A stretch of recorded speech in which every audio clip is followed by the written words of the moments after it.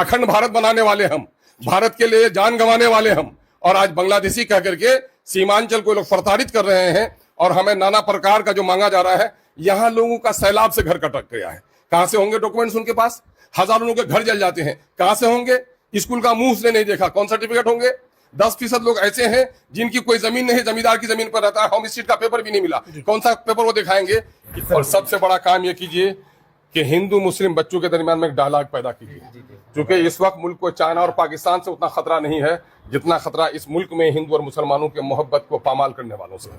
इसलिए अपनी नस्लों को, सीमांचल में यह इलाका हमारा गरीब हो सकता है, अनपढ़ हो सकता है, लेकिन हिंदू और मुसलमानों की जो मोहब्बत यहाँ पर कायम है, पूरी दुनिया में इसकी कोई नजीर नहीं है। इसको बचाने के लिए भी हमारी लाइब्रेरी मुआविन साबित हो सकती है। सर एसआईआर को लेकर लेटेस्ट अपडेट क्या है सर?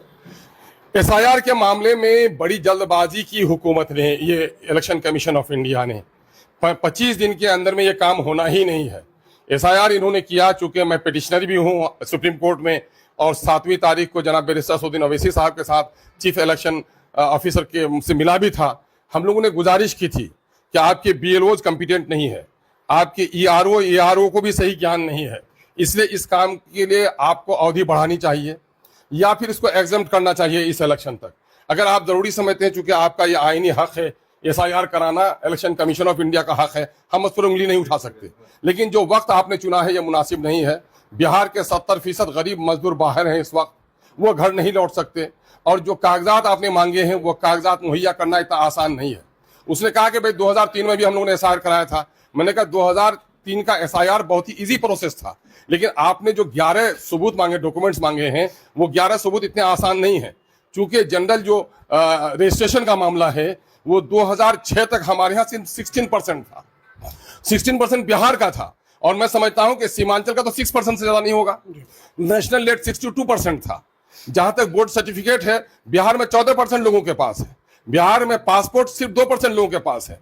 अदर देन जो डॉक्यूमेंट्स हैं उसके इशू करने के लिए आप कह दीजिए अंचल को कि कम से कम DMs को डायरेक्शन दे दीजिए कि हमारे लोगों के पास जो सबूत मांगे जा रहे हैं वो पारिवारिक सूची बना सकते हैं, वो आवास पर पत्र बना सकते हैं, आप डायरेक्शन दे दीजिए कि वो जल्दी बना लें। लेकिन हुआ कि उल्टा असर पड़ा, जो बन भी रहा था वो भी यहाँ के DM हजरात ने, चूंकि पिछले दिनों में डिप्टी चीफ मिनिस्टर साहब ने एक आवाज लगा दी कि साहब यहाँ पर 5 सालों में जितने नहीं बन रहे थे वो 5 दिन में लोग अप्लाइड हो गए।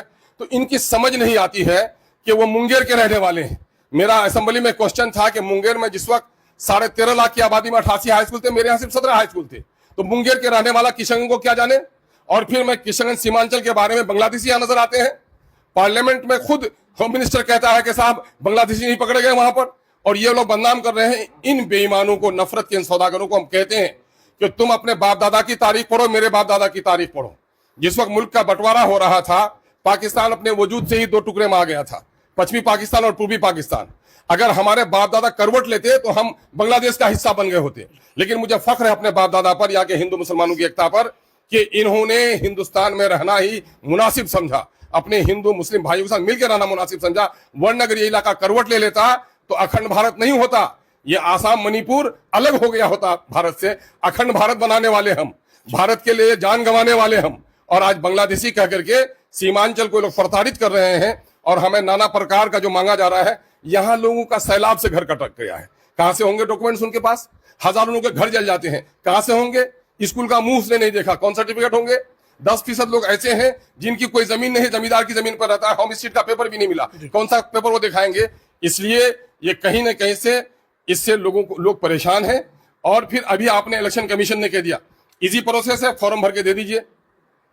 जो अभी ड्राफ्ट रोल तैयार हो रहा है उस ड्राफ्ट रोल में आप शामिल हो जाएंगे, अदरवाइज आपको दिक्कत होगी। लेकिन अभी हो रहा है और अगस्त के महीने में भी लोगों को नोटिस करेंगे कि 11 में से 1 डॉक्यूमेंट्स आप दिखाइए। तो भाई आपने ऑफिसेस में ताला लगवा दिए हैं, कोई CO बना नहीं रहा है। तो ये दिक्कतें हमारे दरमियान में हैं। इंशाल्लाह मैं इस मुद्दे को कल असेंबली में भी उठाऊंगा।